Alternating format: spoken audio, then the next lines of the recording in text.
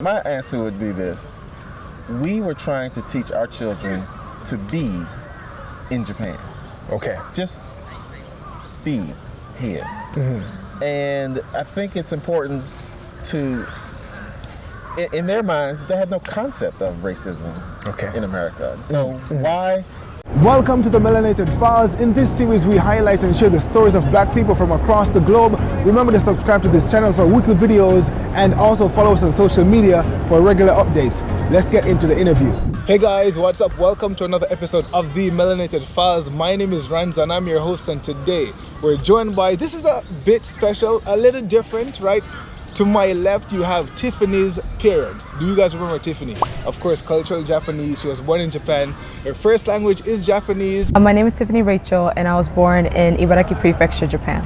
My identity crisis, I guess, being in Japan while, as a young student, I guess, a young person, I never really, I was by my name. It wasn't like I was Japanese. It wasn't like I was black, anything. Like none of that really mattered. And then moved to the States, and all these people asking me questions. Are you black? Are you Japanese? What are you? And so it kind of hit me. Not that, so it's like the conflict kind of came to me. It's like now I have to have this definition of what I am, and it's no longer by my name anymore. And I think that was a frustrating part, is that I'm known by being black, and being black means this, and that, and being Japanese means this, and that. And if either side, I don't fit into any criteria perfectly, and it was frustrating, and it's like I had to have an identity. That was kind of the problem that I had in America. It's like, people are always gonna ask me questions and I have to have an answer. I have to be ready with an answer, with an identity. I'm pretty sure you guys remember because a lot of you guys watched that interview. So we're gonna get the backstory. What does her parents have to say? We'll find out that today, right? So here we are, Vanessa and Tony. Can you introduce yourself to the world? Actually, you could look and tell them who you guys are. Okay. I'm Tony Richardson. Vanessa and I are from North Carolina, and we're happy to be here. Thank you. My name is Vanessa, and my husband and I lived in Japan, as you know, for about 14 years, and Tiffany and her brother were both born here. Okay, so when you guys saw the video, how did you feel? After watching it and reading some of the comments, what was your reaction to it? Well, I have to leave that to my wife because she did a whole lot of reading. I go parts that she highlighted for me. So I'll leave that to her. Okay. Well, I thought it was very interesting for her to be able to express some of the anxieties and struggles that she had with her identity and her cultural thoughts or whatever. Of course, when we moved back to America, it was a shock to her and her brother. And even though we talked about it a little, she could never evidently, express it. So I was very happy that she had gotten to the point where she could express exactly what she was feeling. I thought it was very cathartic for her and for me. So wait, she never, did you guys learn anything from the interview that you never knew before? I thought, the depth of what she was going through. Everything she said, we had talked about. Okay. But I didn't understand that she felt we didn't understand. So that was new. Okay. Yeah. Yeah, and I guess what shocked me about her interview is that she felt there were things she couldn't explain to us or was reluctant to share with us because we were American. Okay. And she was sharing her thoughts or having feelings from a Japanese perspective. Okay. Why did you guys move to Japan 15 years ago? Well, maybe more than 15 years ago. Why did you guys move here? Well, around 1990, I was in Charlotte, and my friend and I were part of a Bible study. Okay. And we were going around inviting people, and we met a couple of Japanese people, invited them, and became really good friends. Okay. They invited us to their apartment. Yeah. And going to their apartment was like walking into a whole nother world. Oh, wow. And I was just really impressed with the decorations they had and their mannerisms and just how they were. Yeah. Well, a time came after meeting that he had to come back to Japan. Okay. And he said he had to take over his father's business. And I thought, why you? Doesn't he have people working for him that could take over the business? Yeah. And he just looked at me like, as though to say, it's hard to explain. Later, I found out how that all works, but it intrigued me. Okay. So later, I went back to school, to Harding University, and there they had a significant Japanese population. And I mentioned to one of the Japanese people who I became friends with that I'd like to visit Japan. Okay. And she said, oh, well, my father's a preacher there, and they just built a new church building with a small apartment to it. I'm sure he'd be happy to host you. Okay. She said, do you want me to ask him? I said, sure. So she asked him, he said yes. So in the summer of '93, I came to Japan for the 3 months and just got to know Japan. And the next year, Vanessa and I got married. Okay. And we came over together for 6 weeks. Okay. And then the next year, we came to Japan again to do what they call Let's Start Talking Bible studies. Okay. Where you're teaching English using the Bible. Okay. And then on that trip, we were asked by the preacher of that church if we wanted to stay. And we thought, wow, what an opportunity. So we decided to stay. And so we were in Hitachi for 3.5 years. And it's during those 3.5 years that Tiffany and her brother, TJ, were born. What did you consider before deciding to have a child in Japan? Were you concerned at all? What was the discussion like or the conversation like? Well, when we left Japan, well, we were here for 3.5 years, and they were born here. And when we left to go back to America after 3.5 years, our son was almost 2 years old. Tiffany was 4 months old. And so now, one of the reasons that we went back to America is because I was concerned. I don't know how concerned Vanessa was, but I was concerned that if our children grew up here continuously, we would have trouble communicating with them. Okay. And so I wanted to go back to America, enroll them in local daycare schools, get them to a point where they could express themselves, their feelings, their thoughts, on a child English, level, right? On the child level, of course. And so that time came after about 2.5 years. And then I had the opportunity to come back to Japan. And took that opportunity and came back here in 2001, I think it was.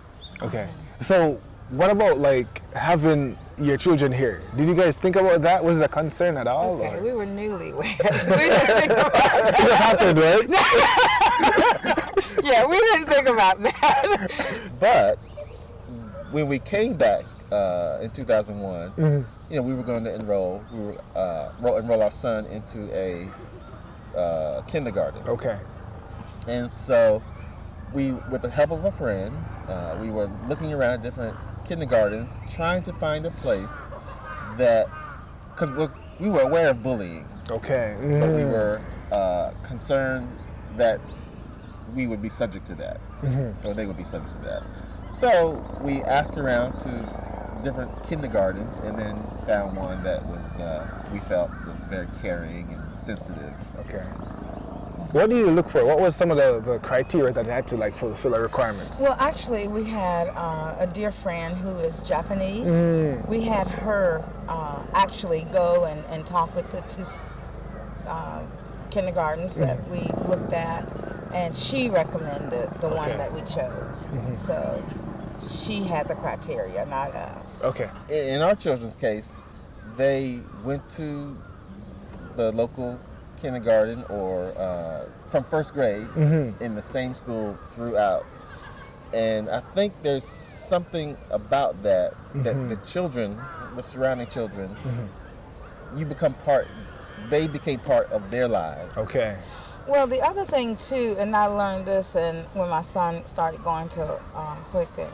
So they want, it's kind of an unspoken rule, I guess, but if a child is bullied, then they encourage the child to fight back. Really? In Japan? Yes, in Japan. I mean, they don't tell them, but if the child fights back, they think, oh, that's good. Because they said that's how the other child will learn not to bully. I mean, if you hit him back and it hurts him, that teaches him don't do that again. It's just like if you burn your hand, then you learn, don't touch that again. So that's really what they encourage. Because so my son at home, when we pray, we hold hands. Yeah. And so that's what he grew up with. And we always prayed before meals. Mm-hmm. So at Quicken, when they were getting ready to eat, then he couldn't communicate with them, but he would try to hold hands to pray. And then that would start a fight. Okay. And so I mean, it would be a fight almost every day because he was trying to pray. Mm-hmm. And when I talked to the principal about it, one day she said, today, Reuben hit him back, and I thought that was great. And I was just kind of like, because you're in America, you never hear a teacher say, it was good that he fought back. Oh, wow. And so they try to teach each child to be strong. Mm-hmm. So what about the black experience, right? Because some of we're going back to the interview with Tiffany, right? Okay. People spoke about, you guys saw the comments, right? Oh, yeah. And you said to me, like, one of the comments, because I was going to ask this question about, some people said, why didn't they tell her that she was black and all, and about, like, you know, be black in America? What do you guys say to that? What was the approach? My answer would be this. We were trying to teach our children to be in Japan. Okay. Just be here. Mm-hmm. And I think it's important to, in their minds, they had no concept of racism in America. So why push it? Why try to tell them about it when it's not part of their life here? Now, when we went back to the States, they began to sense things and learn things. And you know, one of the cute things about their upbringing here is that when we went to church and met new people, and they met new people that we may not have met, they would say, oh, we met Jane, that's for example. And said, oh, we don't know Jane. Who is she? Well, she's pink, and or light pink, or we met John, who is dark brown. So they would describe people in their true color. Yeah. Now, when we first heard that, we thought it was cute, and we didn't bother to try to change anything about that. And so, when we went to America, one day, they came home and said something about somebody being black. And my heart just dropped because I thought, oh, they've been influenced. Here it goes. They learned the white-black thing. And so I just said to my son, I've never met anybody black. Just being funny, but that made him think, and he said, oh, Dad, you know what I mean. I was like, well, I do know what you mean, but. So that's, they will learn that, or they did learn that. And so I'm not sure what they've learned from the experience of not being sensitive to racial issues, to becoming or living in an area where they are exposed to being treated differently because of their color. Yeah. But I think they turned out okay. So there's a lot of things parents can teach their kids. But everything that you teach your child, you should ask yourself the question, to what end? So the Bible says, train up a child in the way that he should go. That means you look at your child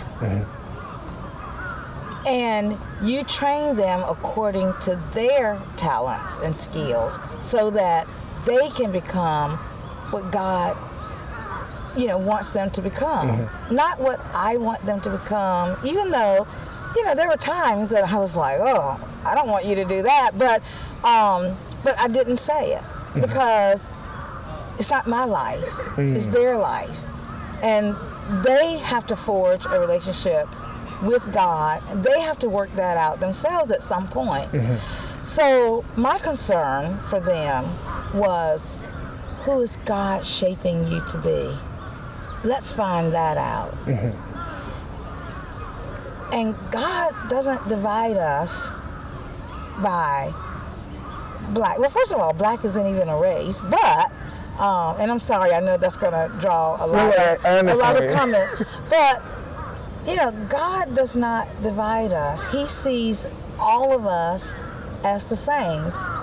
My son had a skin tone that was different from all of his classmates, but he was no less loved, no less special, no more loved, no more special than anybody else in his classroom. And so the things that I wanted him to know were things that were going to be of value to him and his relationship with God. And his race, or what one country, how one country perceived him, was not one of them.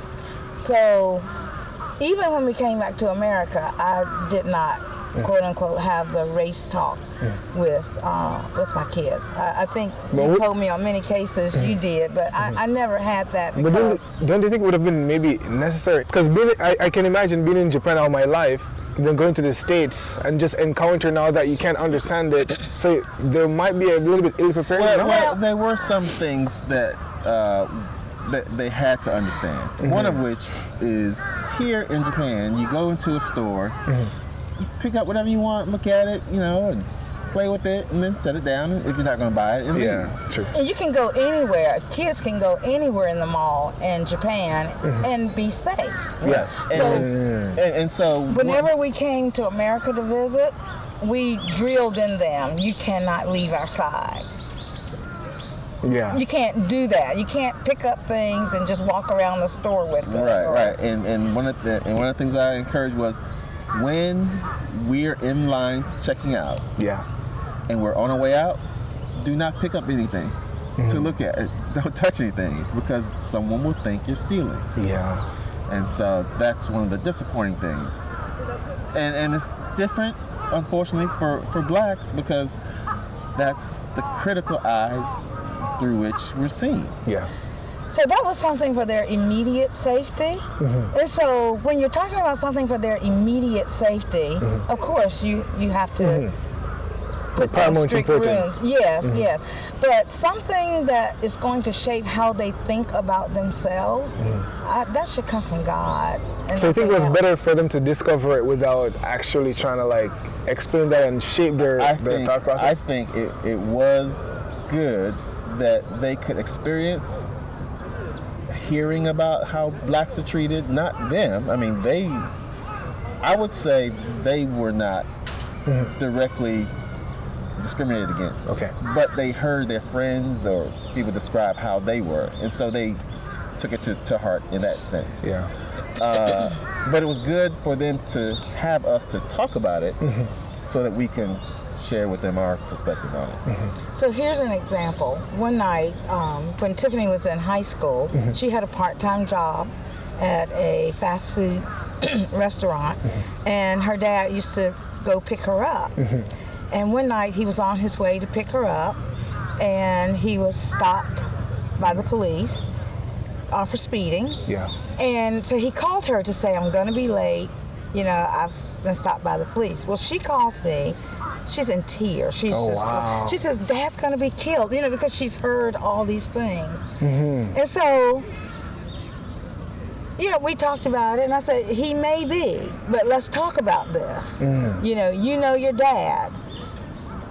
You know how he's going to handle this situation with the cop. So that lessens the probability. But not only that, God. So why don't we just pray about this right now? It's not up to the cops. It's not up to your dad. God's got this in his hand. So that's helping her to deal with situations where she feels the world is falling apart or unfair or taking over. Because the truth of the matter is, my husband could have been killed that night. I mean, he could have. And so if he had, it's better for me to give her something an anchor that can help her get through it, than to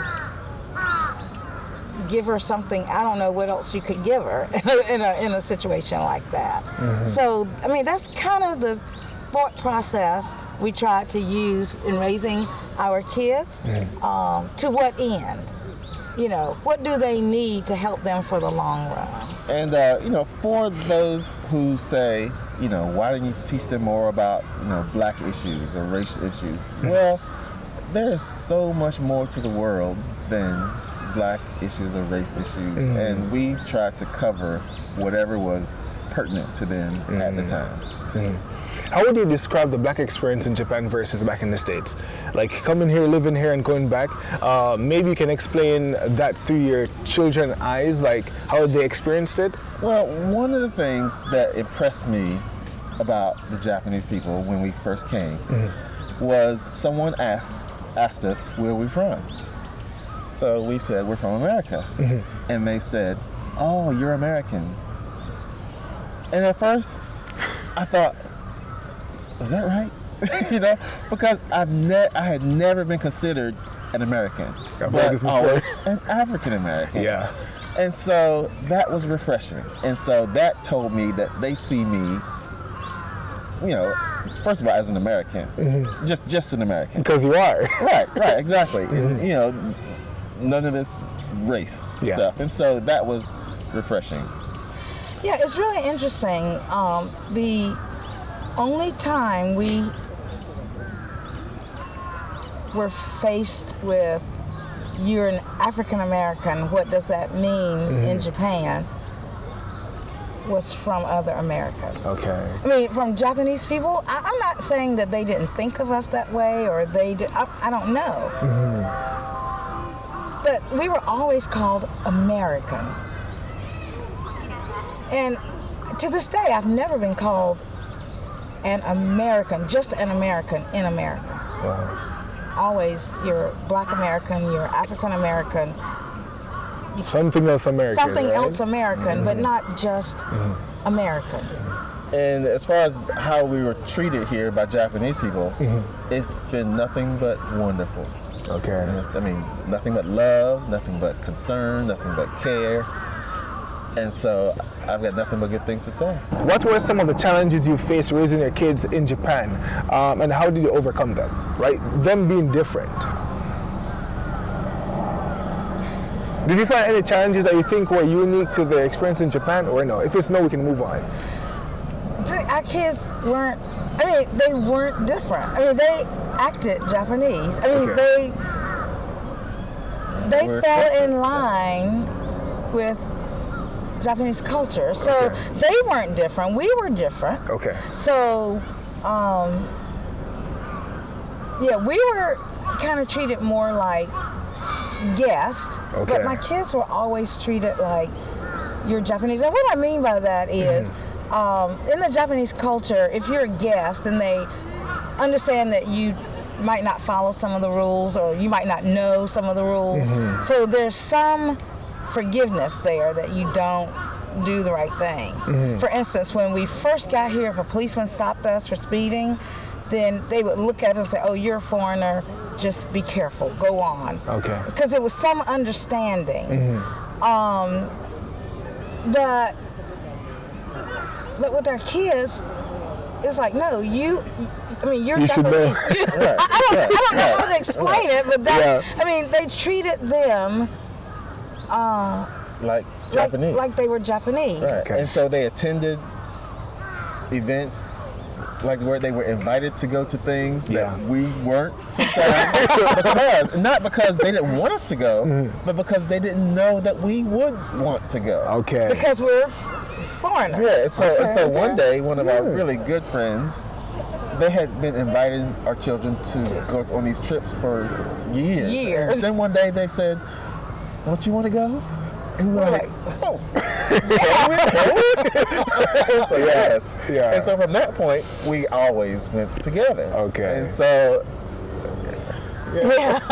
wow. I'm a parent as well, and my daughter came in when she was, I think, 1, almost 2, right? And I'm concerned sometimes when I think about bullying and stuff like that, right? Because in my mind, I'm like, if my daughter's suffering, there's no way I'm gonna like allow her to suffer anything, as much as I can help it.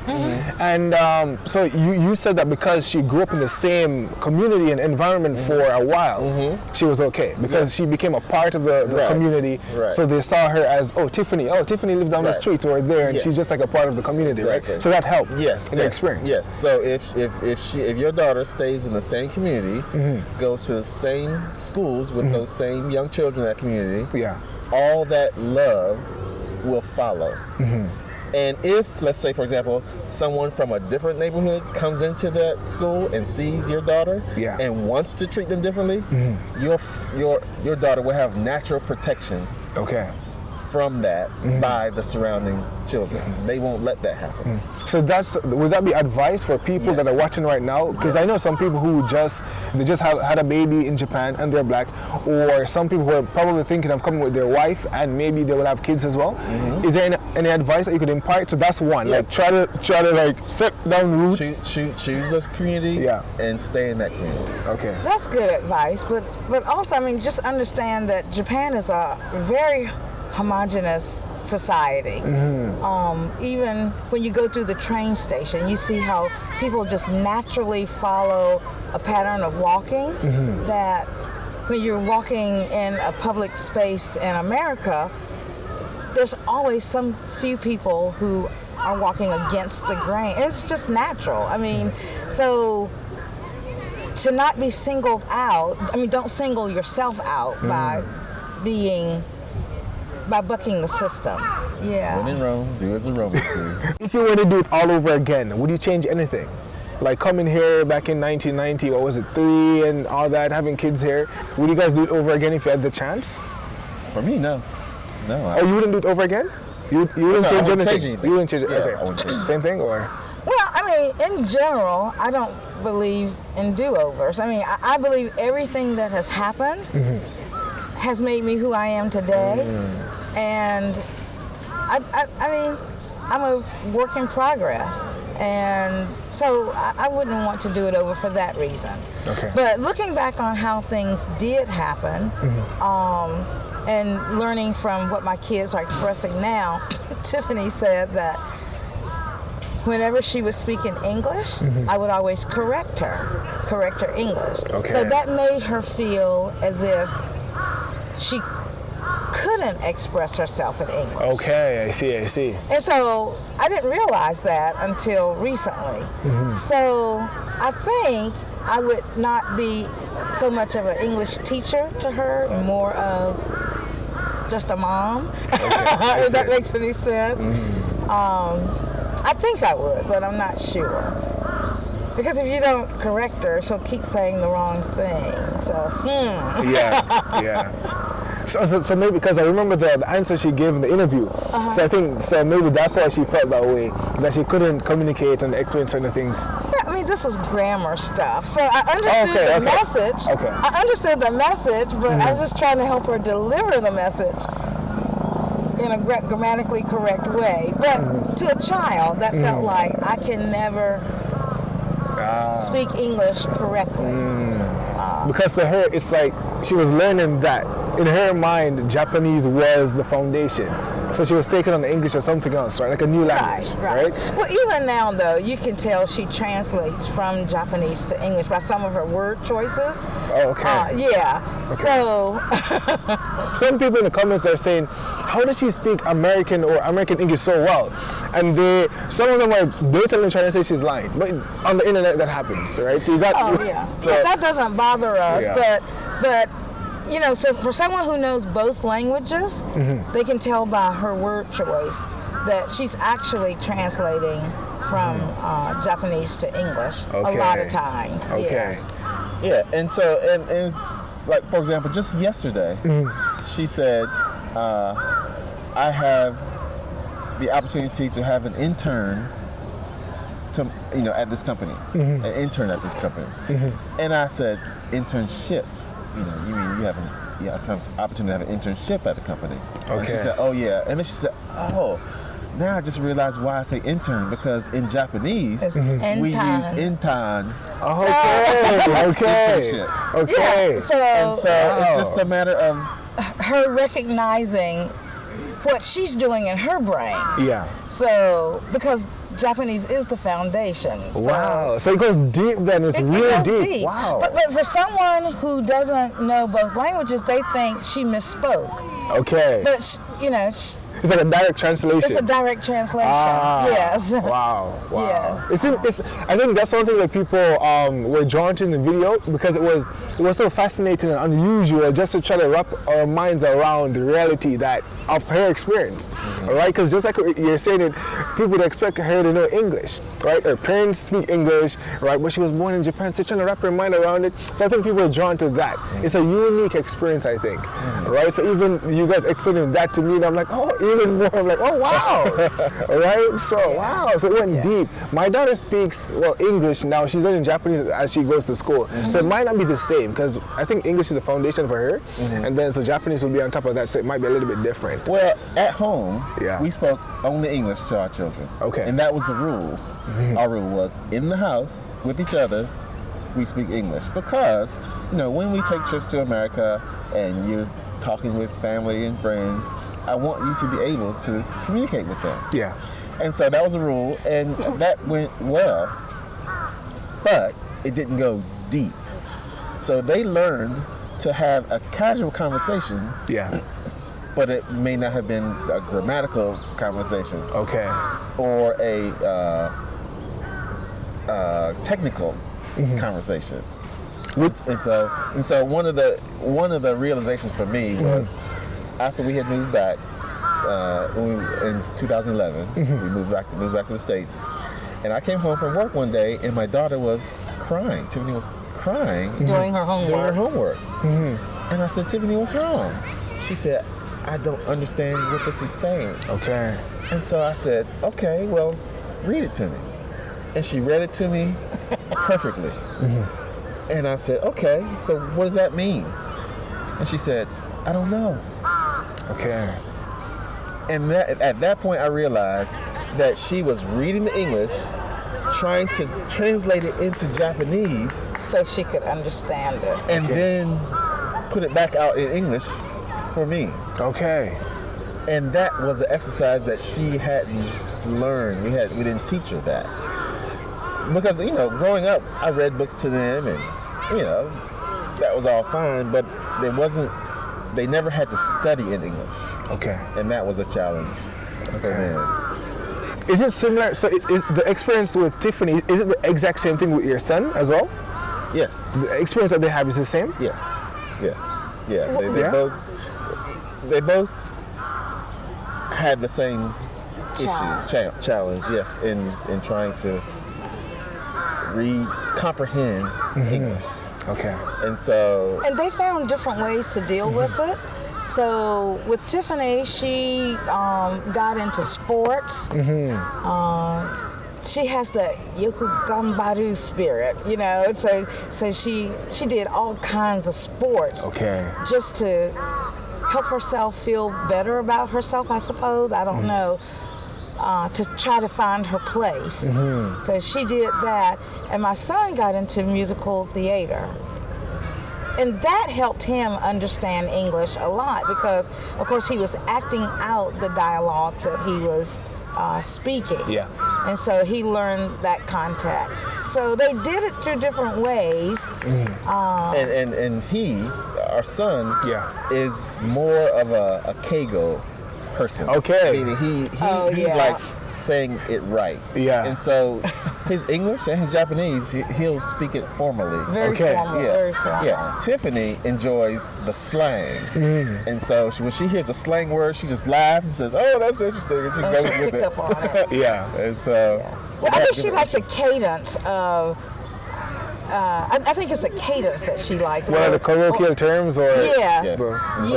Yes. So, that's what she likes that. Yeah.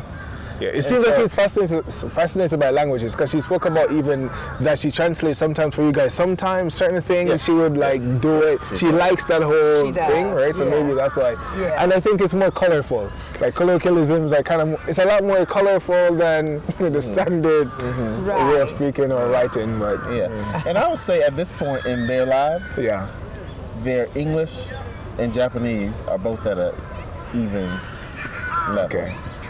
And that's an asset, right? I think that's one thing that grew out of this experience, the asset of being bilingual. Yes.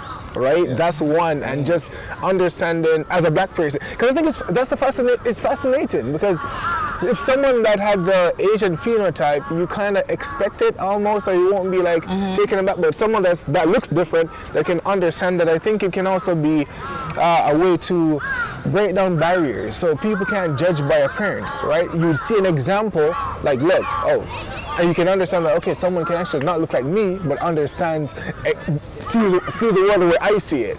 So I think that within itself, so I think she represents that. And your son, I believe, as well, the same thing. Yeah. Right? So I think with that we can conclude the interview. Okay. But guys, you guys know Tiffany's story. This is like the backstory of Tiffany, Rachel's story. Guys, I want to thank you so much for watching, and thank you so much, Vanessa and Tony, for speaking with us today, right? Me and everyone that's watching. So guys, if you like this video, please give it a big thumbs up, and remember to subscribe to this channel for weekly videos on the Black experience across the world. Until next time, bye for now.